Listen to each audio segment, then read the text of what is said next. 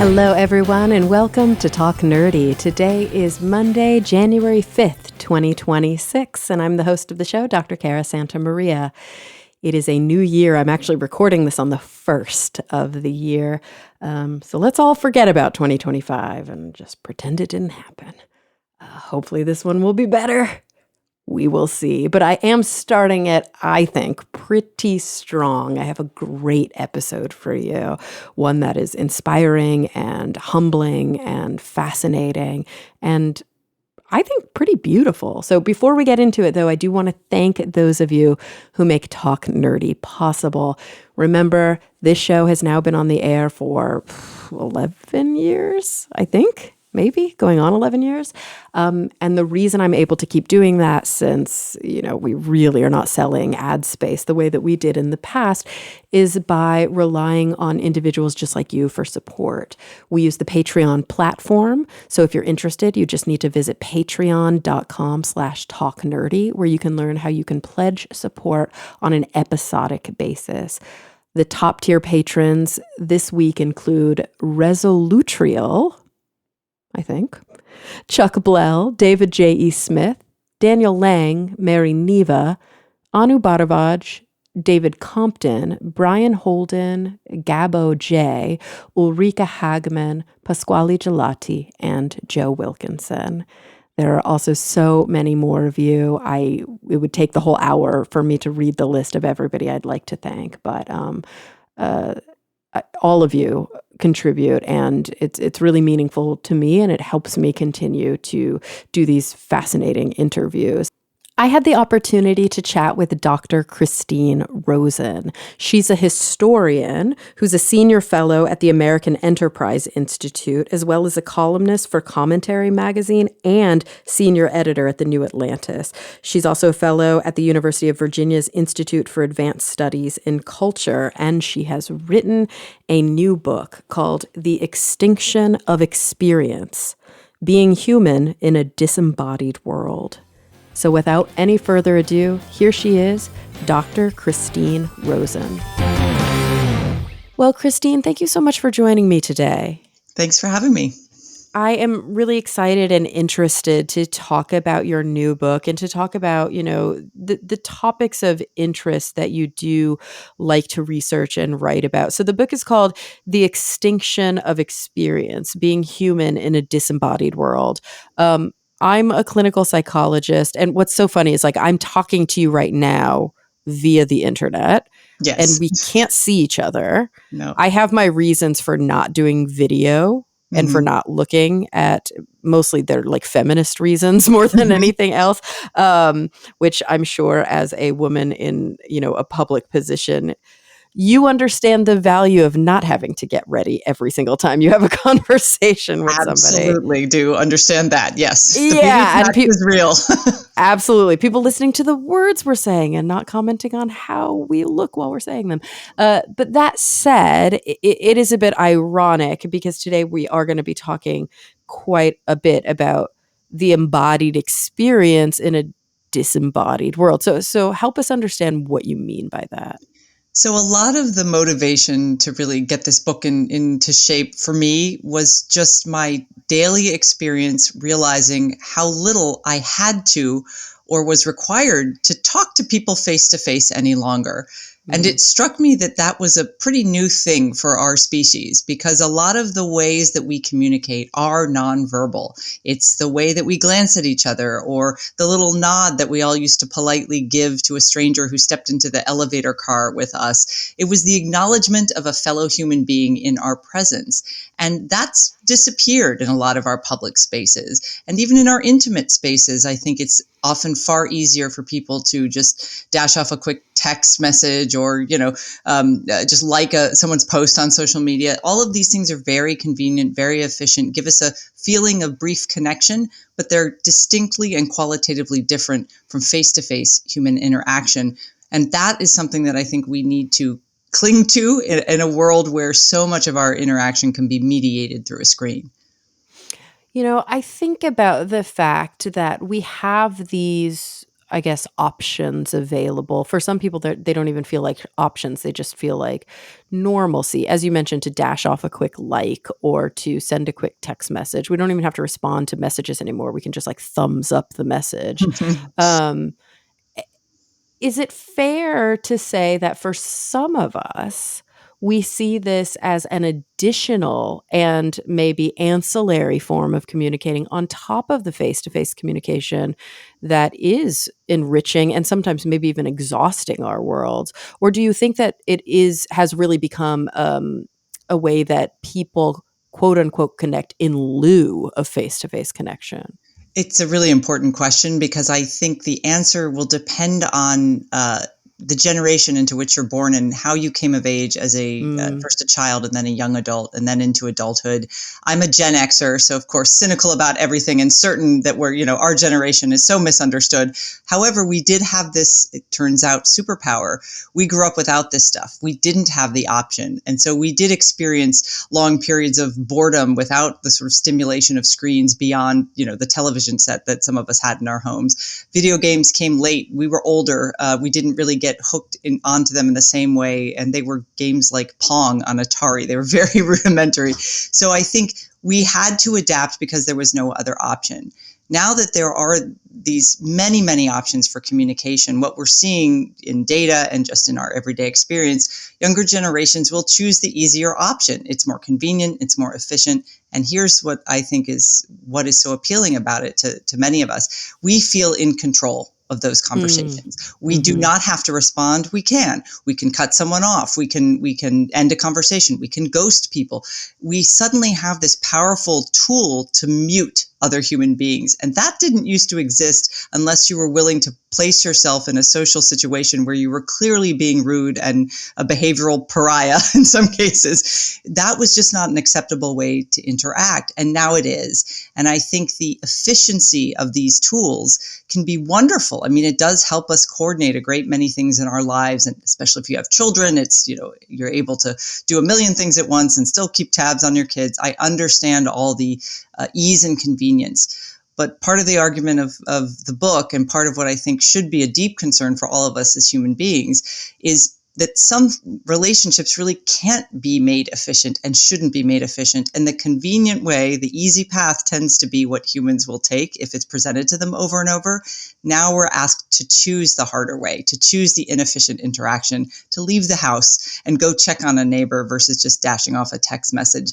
And in that sense, it's a real challenge to character and to our sense of virtue and our sense of obligation to each other. And I think we see that playing out in younger generations that spend a lot more time alone, just by themselves, than previous generations ever did. Yeah, it's interesting. I'm firmly in the millennial cohort, but I'm an elder. I'm a geriatric millennial. So elder sounds cooler. Yeah.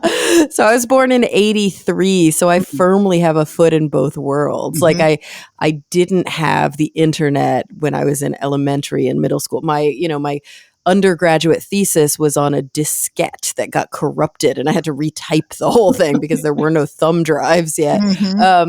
But I wasn't typing it on a typewriter. Right. I was able to do certain things online. I was in the early kind of Flash animation, early web experience. And so I saw both. I've had both. When I was a kid, we played until the streetlights came on, and our parents had no idea where we were. They didn't have to check us out to pick us up from school. We could just walk home. They just kind of trusted we'd get there okay. And at the same time, I feel relatively confident and comfortable with most modern digital technology. That said, I have my boomer tendencies too. And one thing that you just mentioned resonated with me. I work on another podcast where it's myself and 4 older men, all of whom kind of know each other. They're all East Coasters and they're all squarely X and even older X. So they were talking about ChatGPT the other day, and they're all huge technophiles, and they were talking about how they use it for everything and it makes everything more efficient. I was like, yeah, I've never done it. Like, I don't know how. I've used it once, but I asked somebody to do it for me because I like don't have an account or anything. And I was like, I'm sure I use it when it's embedded in things that I already have, but like I don't ask ChatGPT, and they were appalled. They were like, but how do you get the right, I mean, you can get a recipe better. You can work your calendar better. And I was like, I don't know. I feel like everything kind of works good enough. Mm-hmm. And I don't Mm-hmm. need it to be perfect. I like good enough.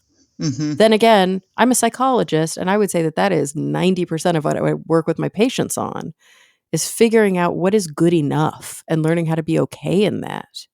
Exactly. And that's where I think one of the efficiencies of communication challenges is that if we have a tool like ChatGPT, we're not just going to use it for our calendars. We're also Mhm. going to use it to write a wedding toast or a funeral eulogy or wedding vows, things that actually we should suffer and sweat over and really put our minds and pens and hearts into so that we connect in that deeply human way. I think it's why we're seeing with writers, with artists of many sorts, a real push to identify themselves as making human-made things.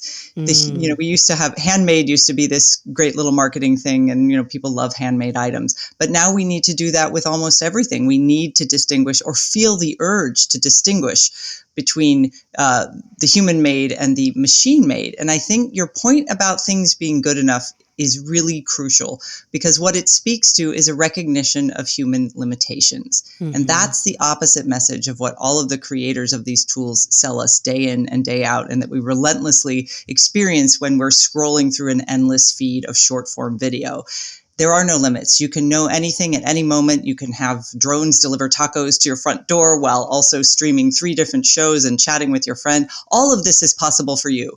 You're amazing human beings, but in fact, humans thrive with some limits, with a sense of place and of boundaries and of meaning and purpose in their lives. And much of what the seductive message of our technologies today give us is a vision of a limitless future and control of our everyday lives that is a fiction, because we Mm. can't control everything. So when we find ourselves in situations like, I don't know, sitting in traffic, or our physical bodies break down and we're ill and in a hospital, those limits suddenly are right in front of us, and the frustration of not being able to control things settles. And I feel like that's one of the big struggles, particularly for younger generations that grew up with the ease and use of these very convenient tools. That could also be why this topic is just so resonant for me. And as soon as your book came across my desk, I was like, I really, really want to get into this with you because yes, I'm a psychologist, but I'm a psychologist in a cancer center. I work Mhm. in a hospital. I work with people who are experiencing that very boundary kind of issue that you're talking about, where they're faced with, okay, everything that I thought was stable in my life is now Mhm. up in the air. And Mhm. I have to understand who I am, not as an employee, who I am not as the caretaker, who I am not as maybe fill in the blank, because lots of times when they're experiencing cancer treatment, they lose those experiences of self because they can't fulfill those duties the way that they used to. And that's a huge part of the work we do is just like you mentioned, meaning and purpose just by virtue of existing. Hmm.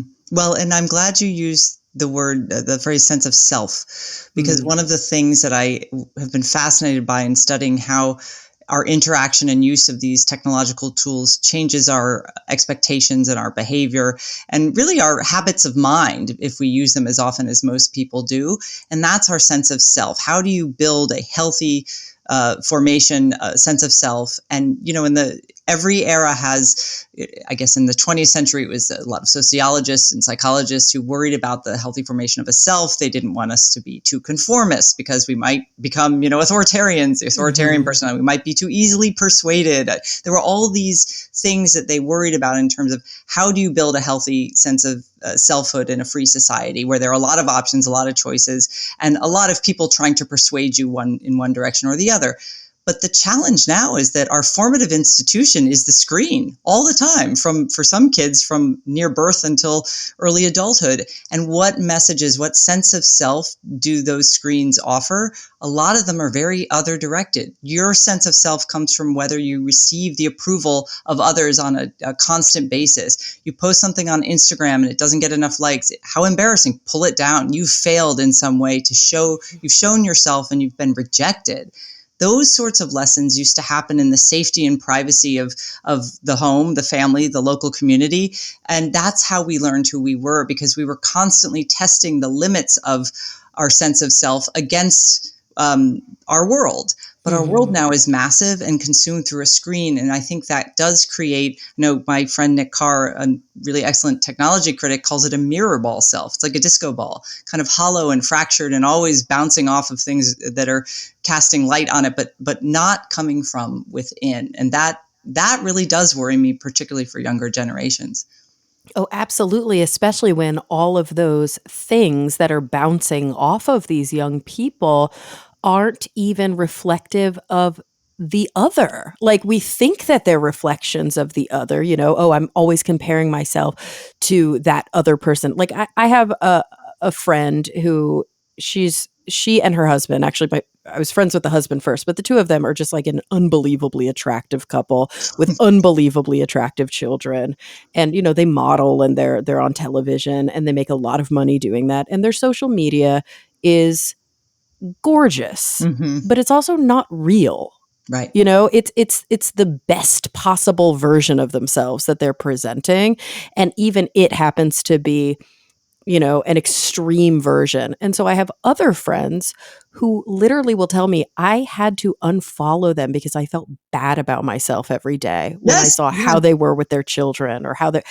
And I'm always like, yeah, but that's not them either. And that's the thing that we always forget. Not only are we constantly bombarded with the other as some sort of standard, that standard is not real. It's face tuned and it's AI enabled and it's, it's fake. Well, in the fakeness, I remember the early, because I'm old, I've been studying all of this before Facebook even existed, in the era of MySpace and, all the early social media and online connection platforms before the smartphone. And even then you could see exactly that challenge where people would compare them. Comparison is the thief of joy, as the saying goes. And there's a reason for that saying. And it's, again, we used to compare ourselves to people in our immediate environment. Like if you go to high school and, there's the very popular perfect cheerleader person, and maybe, as I was, you're in the marching band and you're like, yeah, I feel a little insecure about my appearance compared to this other person. But again, it was very bounded, and you often outgrew that, left behind those anxieties, and grew up. There's no growing up in this world. It's absolutely static in terms of its demand that you're always comparing yourself to others. And the unreality part is interesting to me because, especially for younger kids, they're experiencing real emotional responses to these posts that their friends put up. So the emotion is real, even as what they're seeing is, as you say, fake and unreal, manufactured, filtered within an inch of its life. And then they compare their real, messy human experiences to this seeming perfection. And it would be fine if they were only doing that maybe once or twice a day. But they are online almost constantly. They are making those comparisons all the time. And I think that's where the opportunity cost of the amount of time they spend consuming those images has to be weighed against the more analog experience of just being in the world and seeing and noticing that everyone's messy and not face-tuned and kind of weird. And that actually does help people develop a healthier sense of self. Even things like, it's funny because, we watch films, we watch long form television, but I know a lot of young people who just don't. They're like, no, I consume all my content on like TikTok and maybe YouTube. Like YouTube is the longest form content they might consume. And so it's not just a function of seeing reality out there in the world, but even I say our, like old people's version of idealized reality, which is like beautiful actors made to look messy and, human stories that are told through a director's lens. But at least there's kind of a semblance of reality in that form of art. No, it's a great point, because the other thing that is happening when you're consuming someone else's vision of a reality in that form, in a kind of narrative, either visually or written narrative form, is that there's a sense of time. And that's one of the other deeply disruptive aspects of our technological revolution. For all the power it has given us, it has really robbed us of an ability to place ourselves in time on a regular basis. And if you think of yourselves as humans, understand ourselves by telling ourselves stories.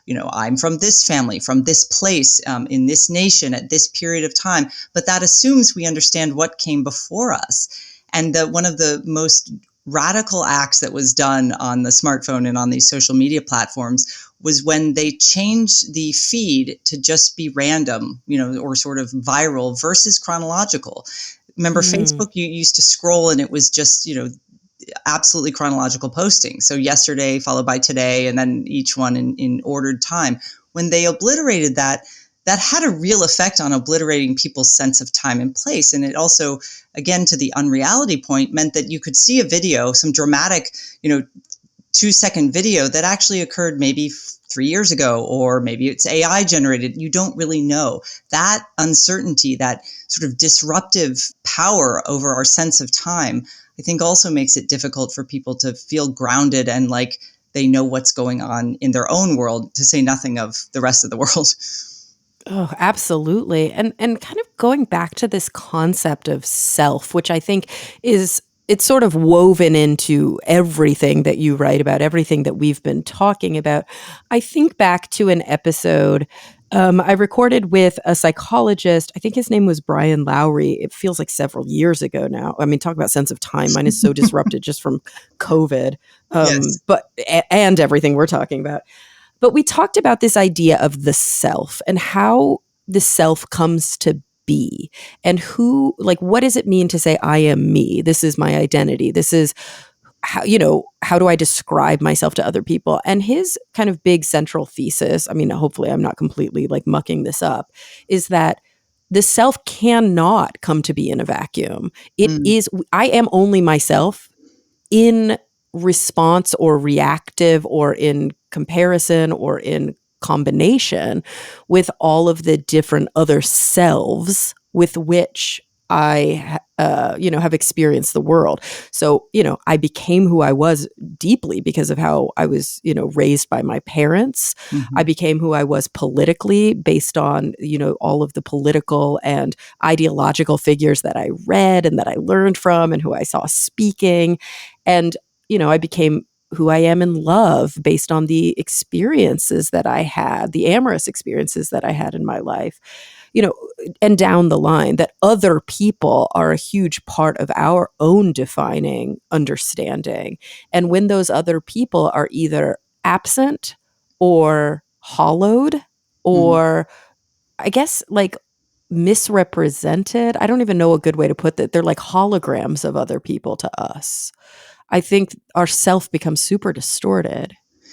I think of it as we become very transactional with other people because we can be transactional on these medium. And it strikes me that it's also very, it degrades a very important boundary between public and private. And that's where your sense of self always needs what the 20th century sociologist Irving Goffman called, which I love this. He's like, everyone needs a backstage.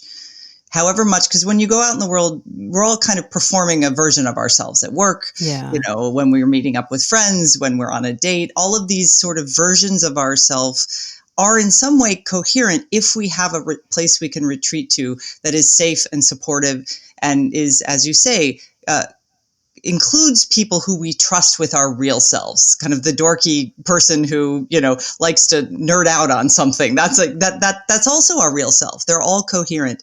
And I think the great promise of the internet in its early days was, well, you can perform all these various selves anywhere and you don't have to connect them all back to you. You can be anonymous and you can kind of go into a chat room and pretend you're this or that. And that can be very liberatory for people. And you can do all these, you can have an avatar in a game and, act like you're from a different country or even a different sex or race or whatever you want to do. And that was very powerful idea for people. It actually did generate a lot of freedom for people. But it also, I think, led to a more protean sense of self, shape shifting. And if you, again, to the point about time, if you spend most of your time performing these various selves that aren't quite real in the real world, you're going to be a little fractured when you're back in the real world, sitting at a boring office meeting, having to pay attention. And then you're also spending less time in that private space face to face with other people who can maybe say, calm down with that particular opinion, or are you sure that's how you feel? And really test yourself in a way that's still safe and still supportive and still loving. And fewer people are having those sorts of experiences face to face. And that does worry me, given all the freedom of how they can express themselves online, but sort of a poverty of experience in real life face to face. Oh, absolutely. And I see that all the time with the communication skills that I see when I work with younger patients. I also see this sort of negative feedback loop. Like you're talking about this experience of having a poverty of face to face experiences, and sort of when you're in that meeting or you're, at home with your partner. But there's also, I think, it leads to a continued struggle being alone with your own thoughts. Like just the experience of it being alone. I crave the time that I spend alone.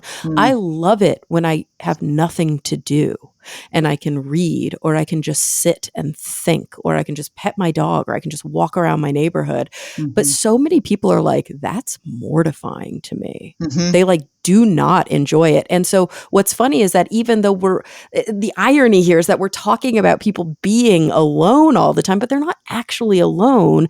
They're engaging, just not deeply. So they're distracting their alone minds by constant kind of entertainment and I don't know, by all sorts of things that you can do on your smartphone. It's true. And it's also, I think, led to more people, and this isn't even generational, because I see this across all generations with people who distract themselves the moment they have an uncomfortable feeling, whether that feeling is boredom, impatience, anger, fear, anxiety. They can distract themselves from sitting and, first of all, identifying what that feeling is, because we often all mistake anxiety for fear, or, anger for sadness. Often people don't always properly identify their own emotions in the moment, and being able to have that skill of sitting and thinking, okay, what's really bothering me now? Takes patience, and patience is another one of those things that has almost completely disappeared because we've encouraged it to go away. Waiting has suddenly become something that no one should ever have to do, a kind of horrible existential punishment, even if it's, 2 seconds in a line. But waiting forces you to stop and think and slow down. And I think that's where being able to identify your own feelings and emotions, and then being able to understand that you do need time to contemplate, to sit and be with yourself, to be satisfied without stimulation. And I am really worried when I see, very young children who are sort of squirming around in a stroller or sitting and getting fussy at a restaurant, who are immediately handed an iPad or a phone to stare at, because they are not being trained to sit with that feeling and to manage it. Managing our emotions, maybe it's because I've seen too many viral videos of air rage and road rage and people freaking out in public settings, but we seem less tolerant of that feeling. And I think it's because we don't practice it enough. Oh, absolutely. We don't practice it enough, and we're also not encouraged to do it. I think historically, emotion regulation was a skill that was taught to little girls, but not little boys. And we saw a big gender difference. And societally, I mean, that's reinforced a lot. But I think that less and less we're seeing that being taught to children at all. And, it's not like very often the parents of these children are working on it for themselves either. And it's really hard. Like I've worked with kids who, very clearly had deep issues with kind of attachment to their devices. They couldn't go a day in school without them. They would throw fits if they didn't have their hands on them. They couldn't focus on doing their schoolwork, and, they would literally cry and wail. But then I would see that their parents were not, they may not have had as deep an attachment, but I was like, okay, but can you lock your phone up for 24 hours? Like, Well, what would you be anxious too? Like, well, it's funny because when the first smartphones reached kind of mass saturation, which happened very quickly, very differently than a lot of our previous technological eras of, telephone and television and cable television and even desktop computers. This revolution happened very quickly, and our norms are not catching up. But I was talking to a bunch of educators earlier this year, and one of the educators said that they had a cell phone ban for their K through 8 and just how great it had been for the kids, and it was wonderful. So they did a follow-up survey of the students after about 6 months of this policy. And the students generally liked it, but they had one major complaint. It was their parents. Because when they went home, they would noticed much more clearly how often their parents were on their phones. And the kids had these responses. So the parents would say, well, it's for work, or I have to do this, or I have to do that. But the clarity with which they could suddenly see the adults in their lives who were trying to set limits for them, unable to set limits for themselves. They weren't able to model the behavior they knew to be best because they too had an attachment they couldn't let go. And I will say a lot of the way our society functions now, you're kind of locked into that phone. I live in Washington, D.C. You can't park in most of this town without an app.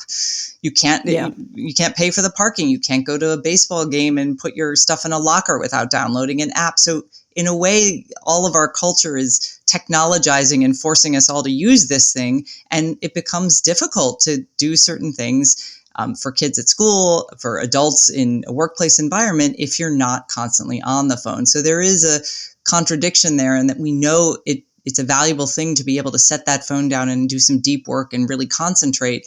And yet so much of how we structure our work and leisure time is focused on the screen. Yeah, and I think there's a big parallel there between our ability to learn emotion regulation and sort of our ability to learn technology regulation. Mm-hmm. Like emotions are good. It's good to feel. You know what I mean? It's important to be able to feel, but it's, as we often say, and it's so hokey, but I don't know, I keep using it because it just works.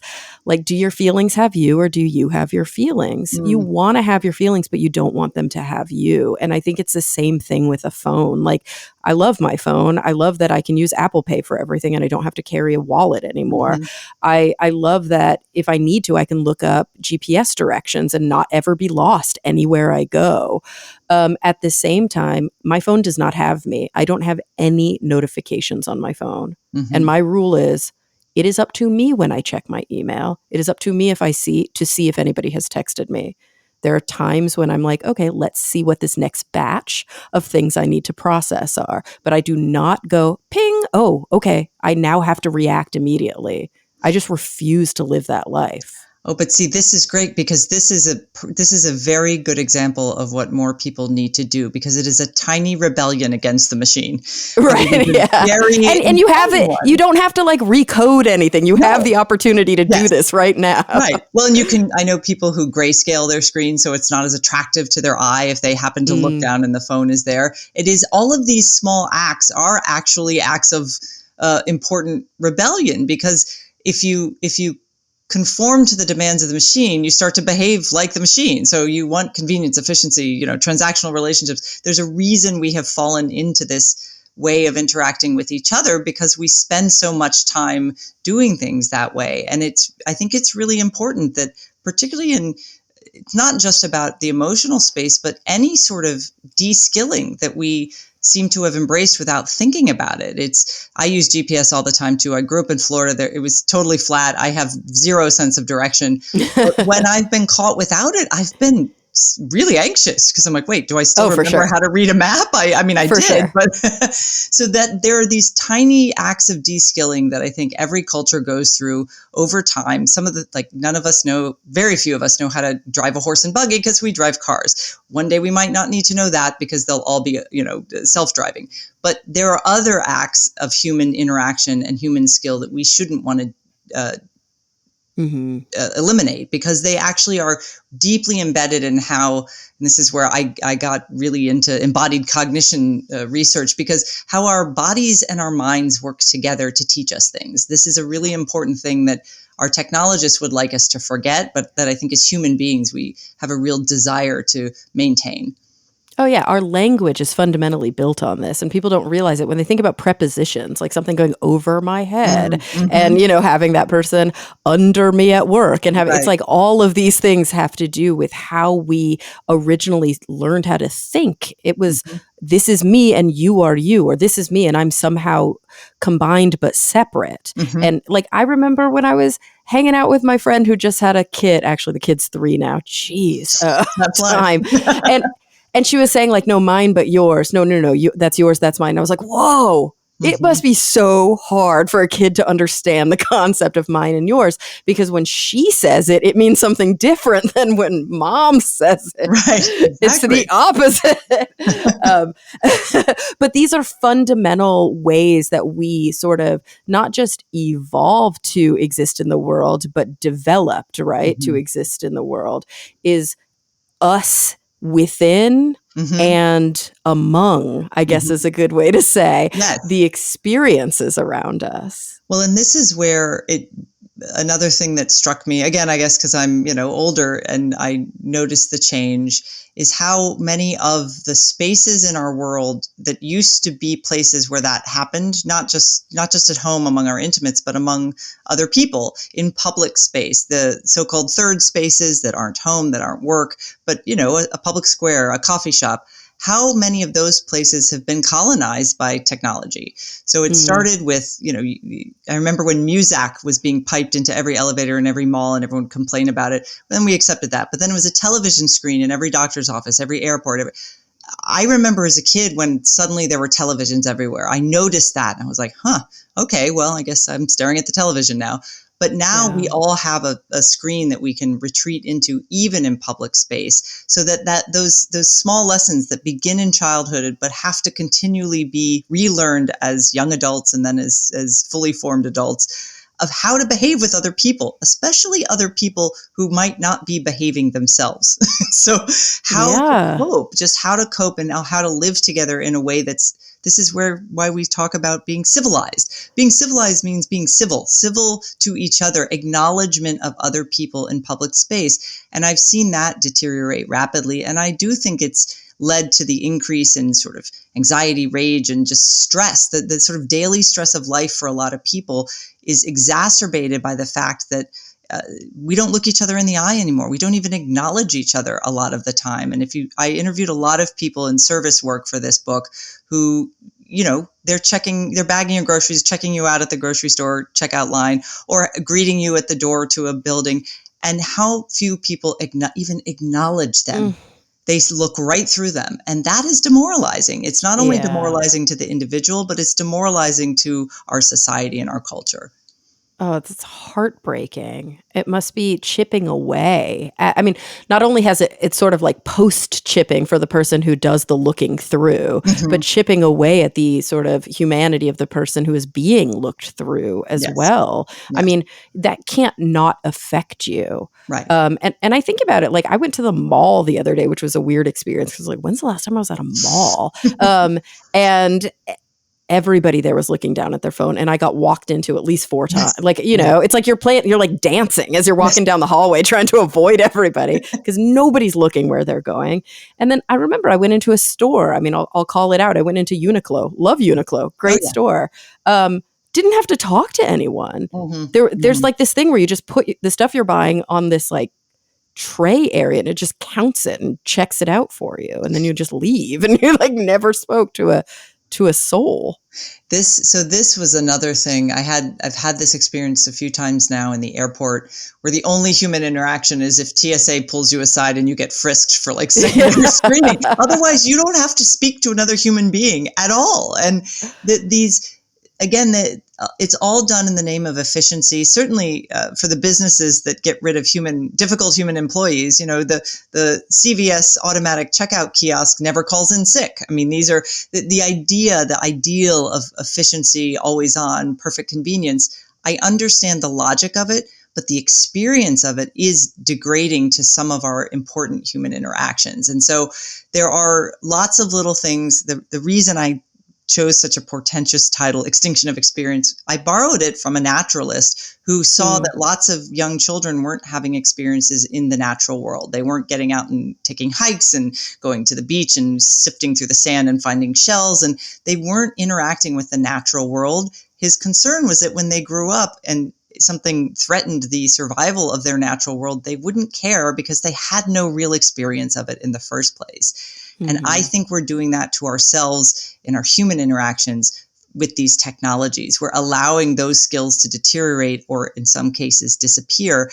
And then we wonder why we feel, impatient or hollow or kind of lonely, even though we're surrounded by tons of people, and why we're seeing in younger generations the lack of ability to just sort of make small talk, to be polite to each other, to be patient with one another. So all of those things, I think, they're not directly all caused by technology, but they're the way our worldviews have shifted and our expectations have shifted just in a very short time, really historically.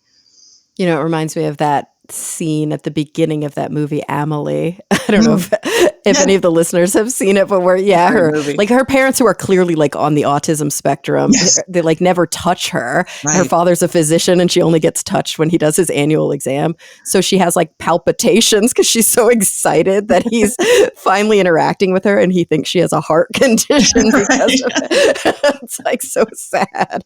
But, I can't help but ask, and maybe I'm trying to find simplification where simplification doesn't exist, because as you said, I think so presciently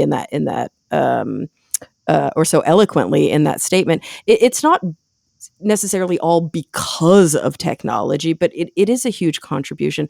If we, to be reductionist, maybe dig a little bit deeper, is it safe to say that it's all because of capitalism? Like it really does feel like all of these sort of intentions toward less overhead, more efficiency, growth, quarter after quarter, without that capitalistic sort of manifest destiny, deeply Americana mindset. Like, is that not what's continuing to push this? A lot of it does come from the incentive to monetize everything, the financialization of everything. And I work at a think tank that's, generally free market oriented. And our economists are always getting angry at me when I say this. But I'm like, if you look at the goal and the mindset of the large technology companies that create these products, whose leaders, by the way, rarely let their own children use them, which is something to keep in mind.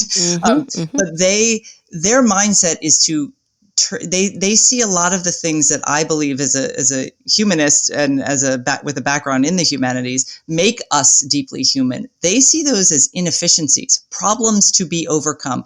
Boredom is actually never good. It should be eliminated. Interactions between two people trying to see if they might like each other and maybe end up dating and settling down together, that can also be made more efficient. And in every case, it can also be monetized or gamified or in some way create digital exhausts of information about each of us that can then be sold to others. So it is absolutely central. And it will be very difficult to decouple that unless a lot of people start voting with their feet and saying no. And again, this is why I say it's not entirely technology. Choosing the human path in cases where they have the option of going into the machine or like sort of playing by those rules. Because in a free society where we unfortunately have not been thoughtful about regulating the scale and scope of some of these big tech companies, we're kind of acting at our own mercy at it and acting as individuals in what in fact is a collective action problem. One person can't fight this thing, but groups of people together just saying no. I'll give you an example, which is a coffee shop in my neighborhood when it opened up, banned laptops. And everybody said, I'm near a university. They're like, no one's going to use your coffee shop. This is a disaster. You know what? It has been a huge success because it forced people to, sit there and read a book or talk to each other. And it is a very lively, wonderful place because the owner decided to reclaim his space for public conviviality and not for, an office, basically, which is what every Starbucks has turned into. So capitalism is actually crucial here. And I do think in recent years, you see a lot more skepticism and pushback on it. Not as much as I would like to see, but the AI debate has kind of thrown this into high relief for a lot of people who otherwise wouldn't pay attention to it. And the compulsory nature of a lot of these tools, they just appear and you're expected to use them. And sometimes you think, wait, I didn't choose this. It's just here. Like when the update happens on your phone and you're like, why? I don't like this. I want to go back. You can't go back. You can't break the black box of the technology. And that is actually a lack of freedom for people. And I hope more people notice that and push back and choose not to use these tools when that's the case. Absolutely. I mean, I think we have to remember the old adage that, like, if you didn't pay for something online, like if you didn't purchase the product, but you're using it, you are the product. Yes. Like they're making money off of you. That's and right. I think if we can remember that, just that fundamental sort of violation that we feel when we have that recognition can help us make more informed choices. I worry, though, about younger generations for whom they never had privacy. Right. Like that, this is just the norm to them. Yeah. So for them, they're like, well, what's the alternative? It's fine. All my nudes are online anyway. And you're like, oh, geez, like, what is this? This is where I'm going to sound like a Victorian, but I'm embracing it. I'm leaning into the Victorianism. That is demoralization of an entire generation. To think that, oh, well, shrug my shoulders. I took that picture and now the whole world can see it. That's terrible. That is not a world we should want anyone to live in, to say nothing of anyone to grow up in. And that's one area where the collective action problem, parents are starting to push back against some of this stuff. People are filing lawsuits against the companies that have made these chatbots that have, driven a lot of kids to sort of extremes of mental health distress. I mean, all of these require people saying, no more, enough.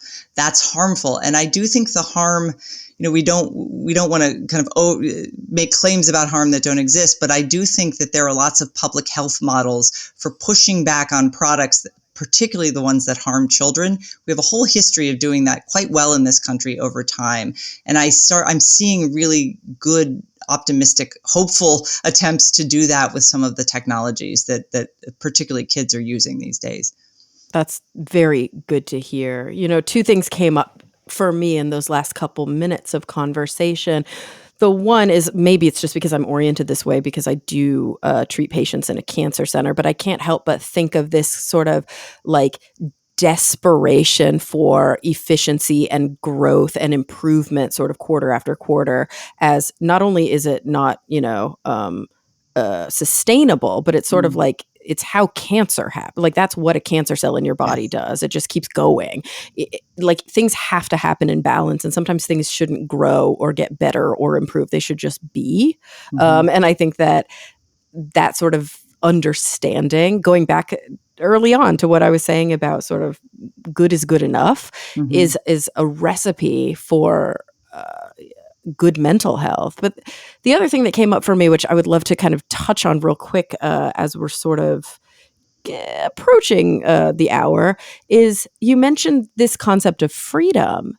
And, I not only am I a psychologist in a cancer center, but I'm trained in existential psychotherapy. And like existential psychologists, we often grapple with what many people will refer to as the 4 givens of existence. So we believe that there are like 4 reasons that people struggle with, mental health problems, ennui, all of these, difficulties.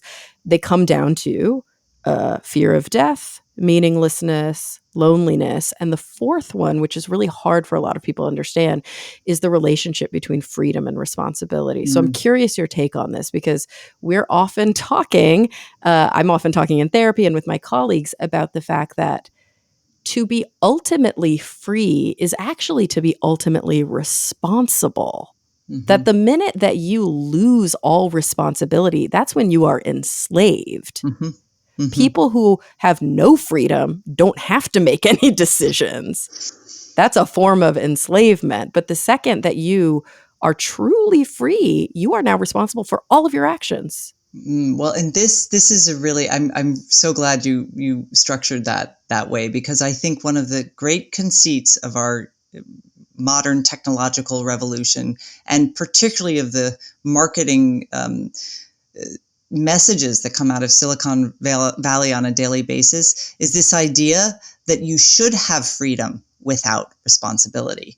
It should be absolutely your personal individual liberation all the time, at any time, and it should be delivered to you as conveniently as possible. And you shouldn't have to worry about the fact that, people living in basically enslavement in a Chinese factory made that phone for you, or that the question that you're getting answered isn't actually from some super intelligence, but from someone being paid pennies on the hour in Jakarta to churn out, something they can quote Wikipedia to serve it up to you in your app.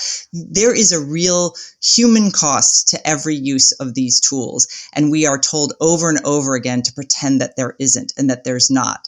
And I think that's where it's so fascinating to me that actual infrastructure that allows us to believe it is encouraged with the way we talk about it. You mentioned language earlier, and that's so important. The cloud. Well, the cloud isn't a thing. It's not a cloud. It's undersea cables, and it's people sitting in, headquarters of big tech companies who have probably been trained in psychology to learn how to exploit our worst tendencies. And I think in that sense, we do have to see this as an existential threat to what it means to be human. And I don't use that word lightly. I use it to mean that we are now in a point where choosing the human can often be the more difficult thing to do. And it can actually place us in opposition to figures of authority, for job opportunities, and even among our peers. If we opt out, I am not on any social media. So there's a lot I miss. But I did that because I understood early on what these social media platforms were doing, which is creating gigantic slot machines to manipulate human beings and profiting from it. And I didn't like it, and I knew it would potentially bring out the worst in me. So I said no early on, and I've never regretted that. I do study it, so I'll go on. Friends will give me access to their accounts, and I'll use those to, test certain things. But it comes down to, I think, a deeply traditional idea, which is that every new thing is not an improvement. And in America, it's really hard to say that. It's really hard to live by that because we want to believe that progress is always a positive.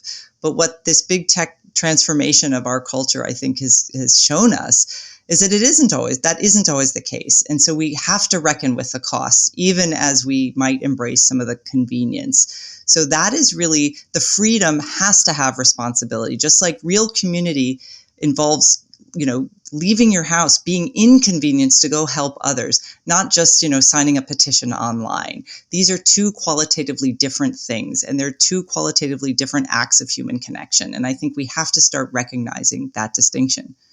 Absolutely. And I can't help but think about this hilarious and really just on the nose scene. I think it was in one of the more recent seasons of Fargo when John Hamm is in his therapist's office. His character is in his therapist's office, and he's talking about how amazing it would be to, he's talking about how he, wishes that he would be able to, have all this freedom without any responsibility. And I wish that I could do this, and it's not fair that I can't do that.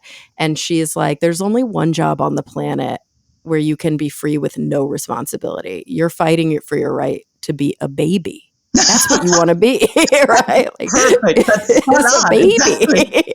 Yeah. So we'll give it to babies that they can have that. But they can revel in their absolute freedom. Totally. Exactly. But ultimately, I think that is the thing that all of us, this is of course my existentialist hat again, that all of us have to grapple with. We were thrown, right? There's this concept of thrownness. We did not negotiate being born. We did not give anybody permission to make us, but we woke up one day and we had to get kind of comfortable with the fact that this is the world we live in and that we have to navigate and negotiate it. And if we want to participate, as you mentioned before, in a civic capacity, which is really the only way to get, to negotiate this world, we have to understand that.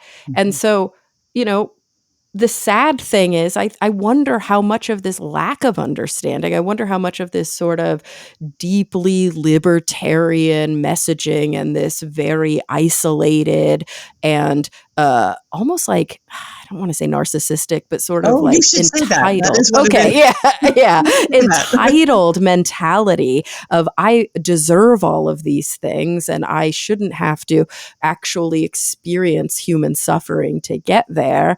I wonder how much of that is, maybe it's not informed by this technological sort of revolution, but it's got to be exacerbated by it, right? It's definitely it definitely exacerbates it in large part because if we are what we repeatedly do, and what we do all day is stare into the dark mirror that tells us we should have absolute control over everything, which is one of the messages, and absolute freedom to do what we want when we want, without the boundaries of obligation to each other, time, physical space, even being in each other's presence. I think that's why you see a generation who bought that message, or was just didn't really think there was an option because that's how they were raised, with these devices and with that mindset, feeling like the only answer is to just further anesthetize themselves to the feeling of hollowness they have. And by that, I mean, Mark Zuckerberg recently gave an interview where the loneliness epidemic was brought up. And his response to that was, I think, indicative of the direction Silicon Valley continues to barrel towards, that we should actively resist. What he said was, well, we're going to make these chatbots that people can talk to when they feel lonely, and we just have a solution. There's always a technological solution to the problems technology created. And I think that's the wrong way of thinking about it. And one of the most tragic stories I came across when I was researching the book was in our vulnerable, we just talked about babies, but also at the end of life, in our most vulnerable moments, we don't want mediation. We want human connection. And there was a story of a man in a hospital, and the hospital was using a telehealth model where a sort of robot on wheels with an iPad strapped to it was the doctor making rounds. That's what they, because think about it. I mean, this doctor can be in one hospital while also serving patients in another. It was efficient. It was convenient for the healthcare company, all those things. But the robot wheeled into a man's room and gave him the news that he had terminal cancer. That should never happen. That should be something a human being tells another human being, because it is a very deeply difficult thing to wrestle with. And that is not something we should outsource for the sake of convenience, efficiency, or profit to a machine. Even if the machine is someone's face on an iPad, that is a human job. It's a human responsibility. So I know I sort of repeated myself a million times on this score, but I think really being thoughtful and defining what are human things that we will not outsource. We won't outsource them to technology or to an app or to AI, things that are our job to do for each other, with each other as human beings.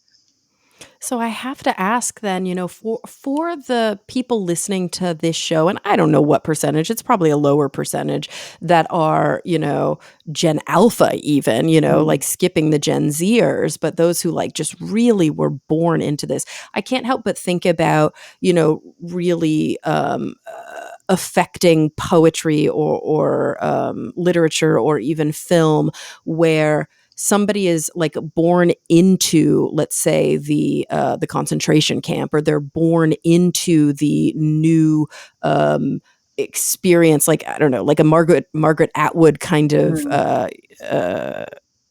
what is it called? When did they live in Gilead, right? So Gilead, if you were born into Gilead, you may hear about what things were like before, but it's so not real to you. And sort of, we think of it as cynicism, but to them it's just normalcy.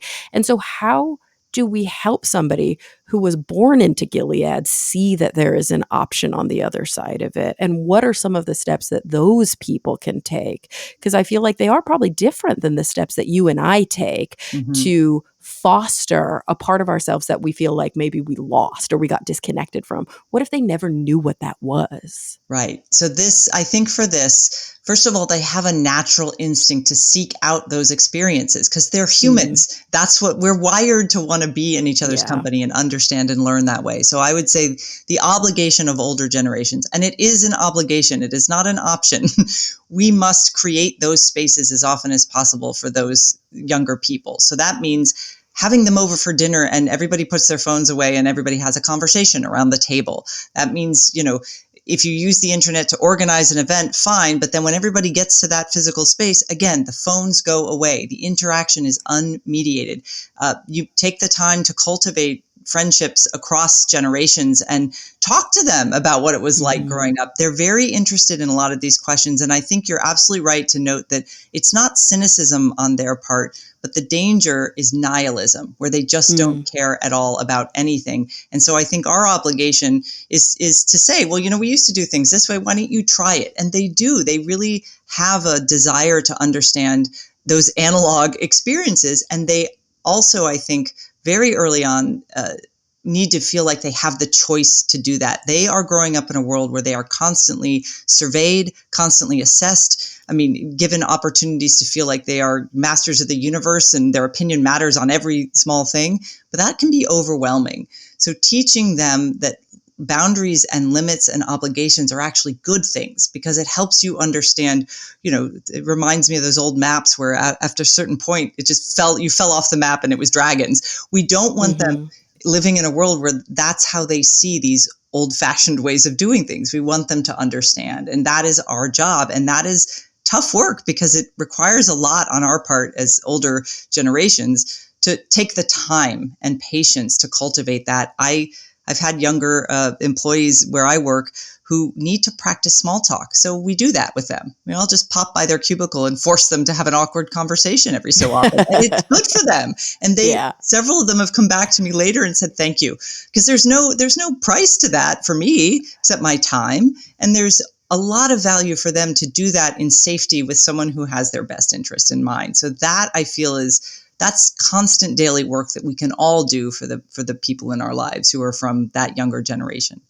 Oh, I love that so much. And of course, what we can all do too is pick up a copy of your book and learn about why this matters so much. I'm curious, Christine, are there any big topics or anything kind of big takeaways that we didn't touch on? Well, I have one of the chapters deals with doing things with our hands, and I'm obsessed with handwriting and writing by hand, because what I learned in the course of the research I did for that chapter was just how vastly important it is to, again, the mind-body connection, how it implicates memory and literacy in a broad scale. So if you haven't written anything by hand recently, I would encourage you to do that. And it also slows you down, which in our world today is actually a great gift to have an excuse to slow down. So I'd say if people are interested in writing and handwriting, I go on a little digression on that. And as a result, I must say, I love people who read books. I've received beautifully handwritten letters from all around the world from people who read the book who are like, I still write by hand. So we're all out there. We're out there. Oh, that's so great. Well, everybody, the book is The Extinction of Experience, Being Human in a Disembodied World by Christine Rosen. Christine, thank you so much for being here, for sharing, for engaging in this conversation with me, with my listeners. It's been an absolute joy. It's been my pleasure. Thank you so much. And everybody listening, thank you for coming back week after week. I'm really looking forward to the next time we all get together to talk nerdy.